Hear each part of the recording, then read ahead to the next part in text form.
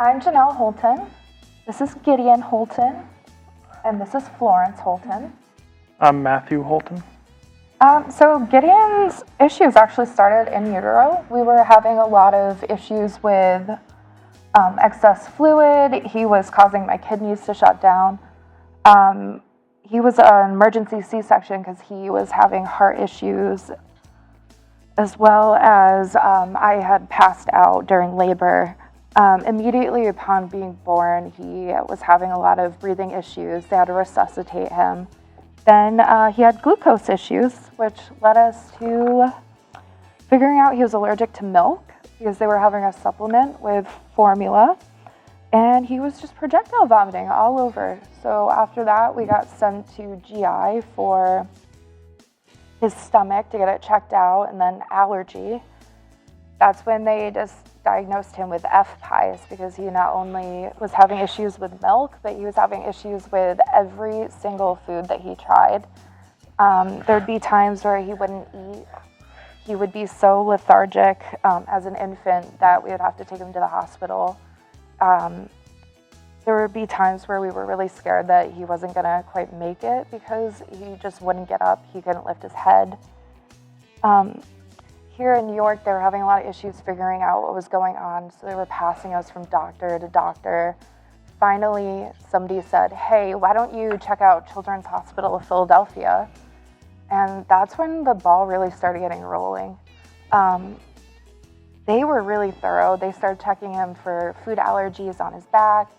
When everything came back negative, they started thinking, hey, maybe he has cystic fibrosis. So we got tested for that. That was negative. Then, excuse me. Hi. Then they started testing him for a bunch of other things.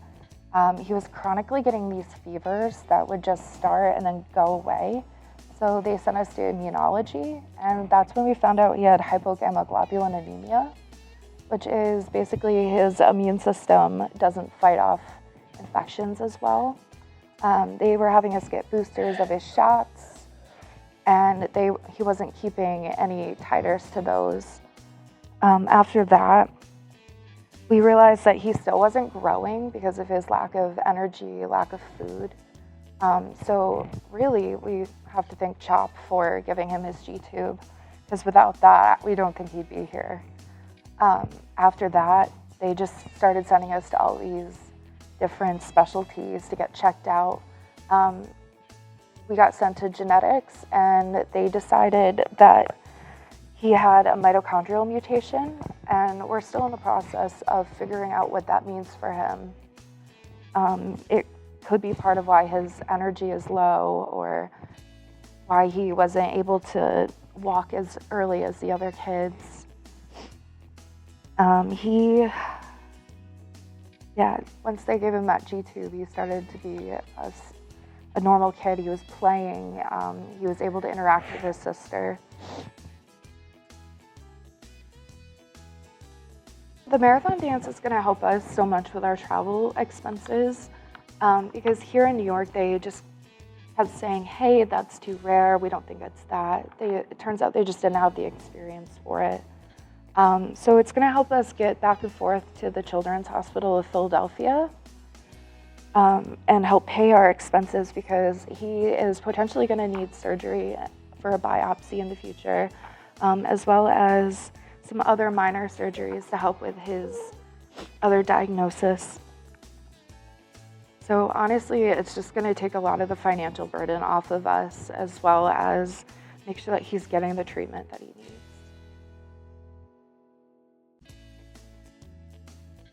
I was driving with my friend, and we were about to go pick the kids up from school, and I got the phone call, and Chris told us we were recipients, and I was just speechless. I couldn't keep it together. I just kept saying thank you over and over again because this is such a big deal for us.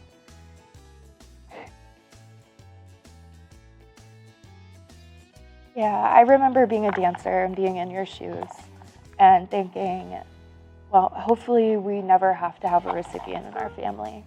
Well, we do, and so I just want to thank all of you for helping make this happen every year. You make such a big impact on the community. And you help little people like this get the treatment that they need, and you make a big difference in all the families' lives. So thank you so much, and just keep dancing. I know it's going to be hard at 2 a.m., but you've got this. Thank you, Bulldogs. Thank you, dancers.